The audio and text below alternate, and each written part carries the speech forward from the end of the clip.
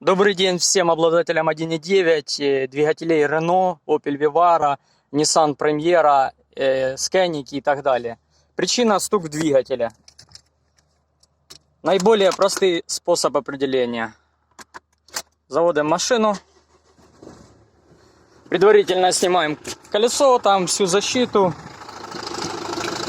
Звук стукотит, напоминаю, иначе шатун. Так стукотит. По факту это не шатун.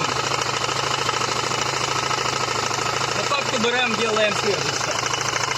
Ролик и натягиваем. И звук пропадает. Отпускаем, звук появляется. Натягиваем, звук пропадает. Хоть в одну сторону, хоть в другую сторону. І звук пропадає. Значить, може бути оцей шків коленвала, генератор задній подшипник розбиває, або кліматизація просто. Всім удачних ремонтів, всім пока.